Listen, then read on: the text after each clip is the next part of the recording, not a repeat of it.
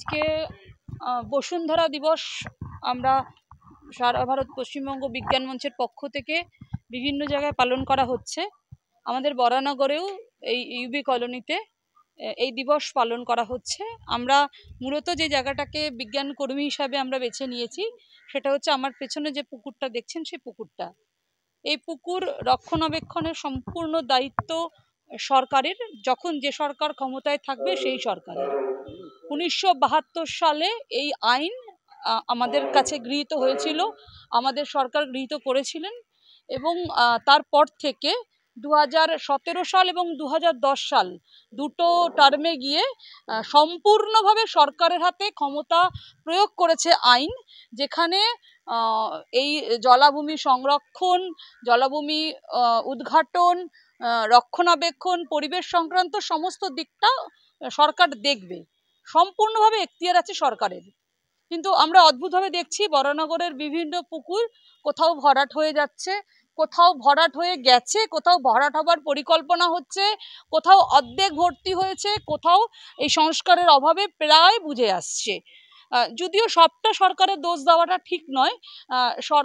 আমি যেহেতু পৌর প্রতিনিধিত্ব করি, আমি জানি খানিকটা যে সরকার, আমাদের বরানগর পৌরসভা এই পুকুর সংস্কারের কাজ খানিকটা করে থাকেন। কিন্তু এর আগেও এই পুকুর সংস্কার হয়েছে, যদিও লাগাতারভাবে জনগণের মধ্যে সচেতনতা বৃদ্ধি এবং সংস্কার পাশাপাশি দুটো কাজ করতে পৌরসভা ব্যর্থ বলে কিন্তু আজকে পুকুরটার আজও পর্যন্ত দুবার তিনবার সংস্কার করার পরও এই জায়গায় রয়েছে। সেখানে পৌর প্রতিনিধিরও কিছু দায় থেকে যায়, সবটা জনগণের দায় নয়। ফলত আগামী দিনে আমরা পশ্চিমবঙ্গ বিজ্ঞান মঞ্চ বরানগর, এখান থেকে আমরা আজকে সংকল্প নিয়ে যাব যে আমরা বরানগরে যত পুকুর আছে সমস্ত পুকুরের তথ্য নথি কি অবস্থায় আছে তা আমরা পৌরসভার হাতে তুলে দেব এবং পৌরসভা যাতে যথোপযুক্ত ব্যবস্থা গ্রহণ করতে পারে। এই পুকুর কেন বুঝবে, কেন এই অবস্থায় দাঁড়াবে? আজকে আমরা যে সভ্য সমাজে বাস করি, যে পরিস্থিতিতে আমরা বড় হচ্ছি, তাতে এই অস্বাস্থ্যকর পরিবেশ বরানগরের 150 বছরের প্রাচীনতম পৌরসভার বুকে কেন থাকবে? এটা তো আমাদেরও প্রশ্ন। পাশাপাশি জনগণকেও অনেক সচেতন হতে হবে। এখানের নোংরা নিশ্চয়ই অন্য কোনো অঞ্চল থেকে এসে ফেলে দিয়ে যায় না। এখানকার মানুষ এখানে নোংরাটা ফেলছেন, কি উদ্দেশ্যে ফেলছেন, এইটা আরো বড় বিষয় আমাদের কাছে উদ্ঘাটন করার জন্য। যে পুকুরটা মানুষে হাউস টু হাউস নোংরা নেওয়ার পরিকল্পনা রয়েছে, সেই আমাদের বামফ্রন্ট সরকারের সময় থেকে door to door collection, garbage collection এখন তো পৃথকীকরণের মধ্য দিয়ে হচ্ছে। তাহলে এই অঞ্চলের মানুষ সেই পৃথকীকরণের কাজের সাথে যুক্ত হচ্ছেন কিনা, সে পৃথকীকরণের মধ্যে দিয়ে জঞ্জালটা ফেলছেন কিনা, আর না ফেলে এই পুকুরে ফেলছেন কিনা, এইটা দেখার দায়িত্ব কিন্তু পৌরসভার। আর এখানকার মানুষ নির্দিষ্ট সময়ে জঞ্জালের গাড়িতে নোংরাটা না ফেলে এই পুকুরে কেন ফেলছেন তার সচেতনতাও যেমন পৌর প্রতিনিধি বা পৌর বোর্ডকে নিতে হবে, পাশাপাশি যারা আমরা বিজ্ঞান কর্মী রয়েছি, যারা আমরা জনগণ রয়েছি, প্রতিনিয়ত একবারে আমরা কিছু শুনে অভ্যস্ত হই না, বারবার হ্যামার করার মধ্যে দিয়েই আমরা আগামী দিনে এইরকম একটা জঞ্জাল মুক্ত পরিবেশ তৈরি করতে পারবো, এই আশা ভরসা আমরা বিজ্ঞান কর্মীরা রাখি।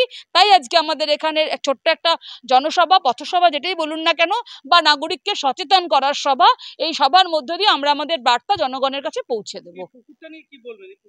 না, এই পুকুরটা তো আগেও আমি যতটুকুনি জানি 3 থেকে 4 বার বরানগর পৌরসভার উদ্যোগে পরিষ্কার হয়েছে। তারপরেও যদি এই অবস্থা থেকে যায়, এই তো আমি আগেও বললাম যে খানিকটা দায়িত্ব পৌরসভা পৌর প্রতিনিধির, যিনি এই জায়গার মানুষজনকে সচেতন করতে পারছেন না। বরানগরের বিভিন্ন প্রান্ত থেকে এখানে সে লোক ময়লা ফেলবে না, এই অঞ্চলের লোকই ময়লা ফেলছেন। হয় ডান দিকের লোক, নয় বাঁ দিকের লোক, নয় সামনের লোক, নয় পেছনের লোক।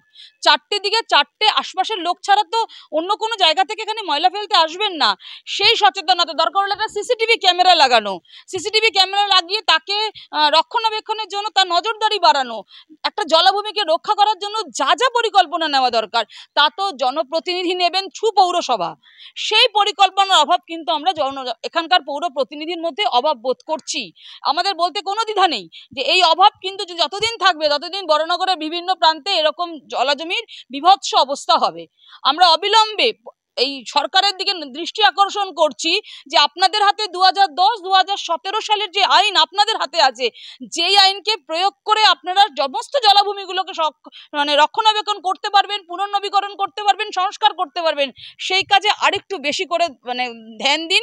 তাহলে পরে শুধু বরানগরবাসী নয়, বরানগর থেকে তো মানে প্রথমে আপনার ইউবি কলোনি থেকে বিবেকানন্দ রোড, তারপরে বরানগরের পশ্চিম পাড়, তারপরে গোটা বরানগর, তারপরে গোটা কলকাতা, পশ্চিমবঙ্গ, মানে একটা বড় সার্কেলের এফেক্ট এর উপর পড়বে। ফলত বরানগরী পৌরসভা পরিষ্কার সংস্কারের ক্ষেত্রে কি তাদের গায়ে হালাচ্ছে? না না, গায়ে হালাচ্ছে আমি বলবো না, আমি বলছি সচেতনতার অভাব। আমি একবারও পরিষ্কারভাবে বলতে পারবো না, কারণ আমি নিজে জানি বরানগর পৌরসভা স্বচ্ছ ভারত মিশনের আওতায় যে কাজগুলো থাকে তার মধ্যে একটা হচ্ছে জলাভূমি পরিষ্কার। এটা থাকে আমাদের, যেহেতু আমি পৌর প্রতিনিধি, আমি আগেই বললাম যে আমাদের পুকুরগুলো কোনগুলো পরিষ্কার করতে হবে আমাদের হেলথ ডিপার্টমেন্টকে দেওয়া হয়, হেলথ ডিপার্টমেন্ট থেকে পুকুর পরিষ্কার করা হয়। আমি যদি খুব ভুল না করি, এখানকার জনগণ বলতে পারবে না এই পুকুর আগে 2 থেকে 3 বার মানে পরিষ্কার হয়েছে, হয়নি এটা বলতে পারবো না, কিন্তু হবার পর সেটাকে পরিষ্কার করে রাখা মানে উন্নয়নের ধারাবাহিকতাকে বজায় রাখা, সে ধারাবাহিকতা বজায় রাখতে পৌর বোর্ড এবং আমার এখানকার জনপ্রতিনিধি ব্যর্থ। এটা বিজ্ঞান কর্মী হিসেবেই বলবো, কারণ যদি ক্রমাগত এখানটা নোংরা হয় তার জন্য যা যা পদক্ষেপ নেওয়া দরকার সেই পদক্ষেপ এখনো পর্যন্ত পৌর প্রতিনিধি থ্রু পৌরসভা আসেনি, যার ফলে বরংবার এই জিনিস উপহার পাচ্ছি আমরা। আমার নাম স্বাতী দাস, আমি একজন বিজ্ঞান কর্মী।